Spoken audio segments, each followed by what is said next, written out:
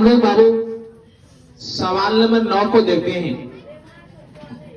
देखिए सवाल नंबर 9 जो बहुत भिविहाय सवाल है।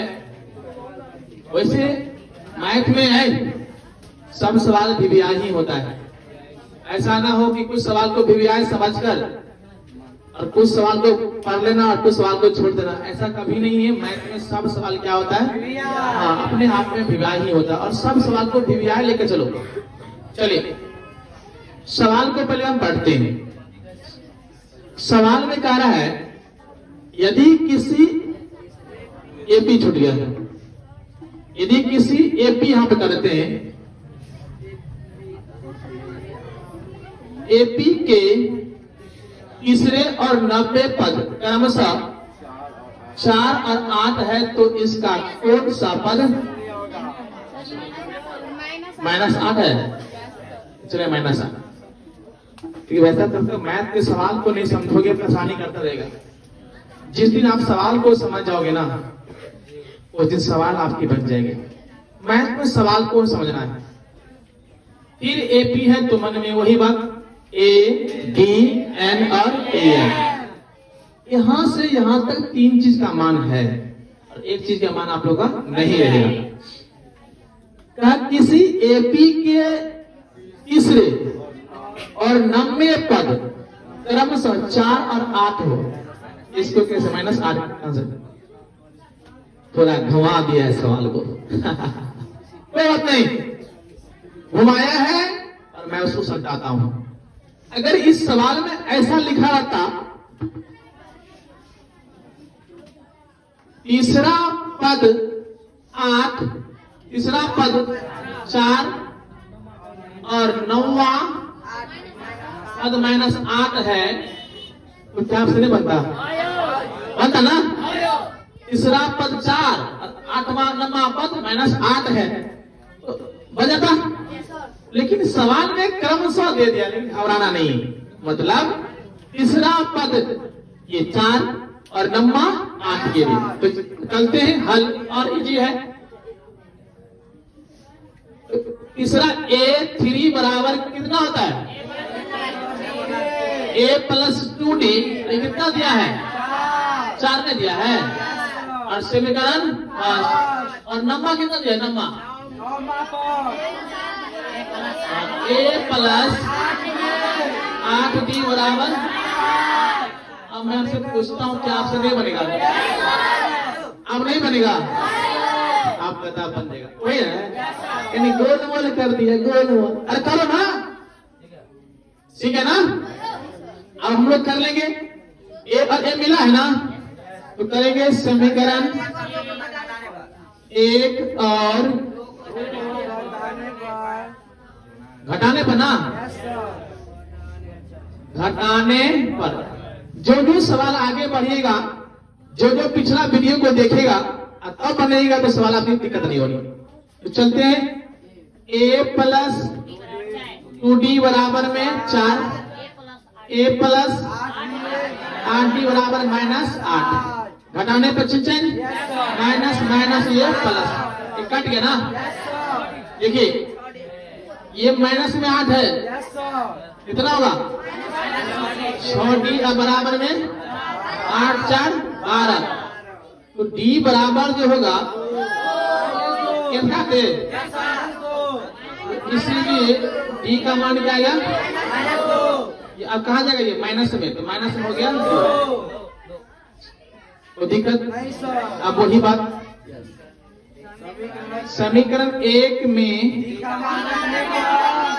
हाँ D का मान हाँ रखने पर बहुत इजी है बेटा, है ना?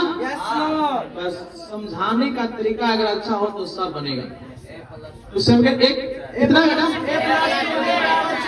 मैं यहाँ पे कर दे रहा हूँ। समीकरण 1 मेरा यही ना है, A + 2D बराबर में 4। तो हम तो D का मान क्या है? A + 2 गुने माइनस में ना, माइनस को घेर लेंगे और बराबर में कर लेंगे 4। तो A + माइनस कितना? 4 और बराबर में 4। प्लस माइनस ए माइनस 4 बराबर में 4, ये तो उमड़ जाएगा ना, 4 प्लस 4, ए का मान क्या आ गया 8। समझ में आ गया आप लोग का? किसी को दिक्कत है? यहाँ पर ए पढ़ रहा है ना, तो याद देने की जरूरत इसमें नहीं है, समझ आ रहा है? तो आप देखिए सर जी, डी का मान भी निकल गया, ए का मान भी निकल गया। वैसे बताएं कि संगम एक अर्धो बनता है तो ए और डी का मान निकलता है। अब इसने करा है कि कौन सा पद शून्य होगा, यहां आपको समझना है कौन सा पद शून्य होगा। एपी में 4 पद है, ए डी एन और ए। हमसे पूछ रहा है कक्कर मान 0 होते, ये पूछ रहा है, इसका मान शून्य होगा। तो भाई साहब ए के मान सुनाया नहीं, डी के मान सुनाया नहीं, अब न तो यहाँ एन का मान है न तो ए एन का मान है। हमसे पूछ रहा है कौन सा पद शून्य है। तो जब भी इस टाइप के सवाल पूछे तो अपना मन से करना, ए एन बराबर 0 रखने पर हमने अपना मन से ए एन का मान क्या कर दिया 0। अब आपका संतुष्टि कर, आपने 0 ही क्यों रखा? एन का मान भी आप 0 रख सकते थे, आपने ए एन का मान ही 0 क्यों रखा? कौन सा पद पूछ रहा है, कौन सा पद, पद कितना मान पूछ रहा है? एन का मान। कौन सा पद माने एन, कौन सा पद 0 माने एन का मान 0 कब आएगा? क्या चीज मान रखेंगे ताकि एन का मान क्या आ जाए 0? तो हमने ए एन का मान क्या रखा 0। तो ए एन के फॉर्मूला आप चलिए, A plus N minus 1 into D. A N का मान कितना है 0 बराबर ए के मान 8, एन के मान तो है ही नहीं, और डी के मान माइनस में 2, तो 0 बराबर 8 आप प्लस में कितना हुआ -2n और प्लस में 2, ऐसा हो रहा है। -2 को n से -2n, अब प्लस माइनस माइनस प्लस 2, तो 0 बराबर 8 और ये plus minus -2n plus plus plus 2, तो 0 बराबर 8 और 2 10 और माइनस में 2n। इसको हम कर ले तो प्लस में तो माइनस में कितना 10 और ये कितना -2n, ये कट गया ना, क्या आ गया 5। तो इसीलिए n का मान क्या आ गया 5, आंसर हो गया। लेकिन अतः एपी का 5वां पद शून्य है, ये लिखना आपने, अभी आपको सिखाना है प्रूफ करके। अतः एपी का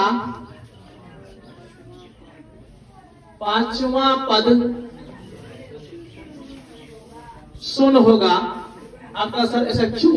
आप करो चाहिए अपना मन में संतुष्टि करने के लिए, मैं संतुष्टि दूर करने के लिए। अब क्या है आंसर? यह हो गया, आंसर यह होगा। अगर हम ए एन के फॉर्मूला पे जाकर अब करते क्या है कि एन का मान हम ले लेते हैं 5, क्या ले लेते हैं, और देखते हैं कि ए एन का मान 0 आता है कि नहीं आता है। ए एन का मान 0, अगर 0 आ गया तो आपने जो ए एन का मान 0 रखा था वो बिल्कुल क्या हुआ सही। अगर ए एन का मान 5 रखने पर ए एन का मान 0 नहीं आता है तो आपका ये 0 जो माने हैं वो क्या हो जाएगा गलत हो जाएगा। तो चलते हैं, ए एन का मान तो जो कहते लिखेंगे, ए का मान कितना था 8, एन का मान कितना 5 ना, और डी का मान -2। तो ए एन बराबर 8 आप प्लस कितना 4 तो 8 है, तो ए एन बराबर 8 प्लस माइनस 8, ए एन का मान क्या आ गया? तो बिल्कुल क्या है मेरा सही है, सही है ना। बल्कि इसको उतारना नहीं आप लोग का, मैं आपको समझाने के लिए ऐसा कर दिया हूँ, प्रूफ करने के लिए बता रहा हूँ कि आपको संतुष्टि दूर करने के लिए। तो कौन सा पद शून्य हो, जब भी पूछे तो ऐसे ही आप लोग ऑब्जेक्टिव भी पूछ देते हैं आप। तो जब भी पूछे कौन सा पद 0, तो ऐसे ए और डी का मान निकालना, ए एन का मान अपना मन से करके, और जो आंसर निकलेगा ना आपके ऑप्शन मिलेगा कि 5वां पद, तीसरा पद या दूसरा पद, उसमें क्या करेंगे टिक मार देंगे, और 2 नंबर पूछेगा तो ऐसे ही क्या करेंगे सॉल्व कर लेंगे। क्या समझ में आ गई? समझ में आ गया? पक्का? झूठ बोल रहे आप लोग? आ गया? अब चलते हैं सवाल नंबर आगे।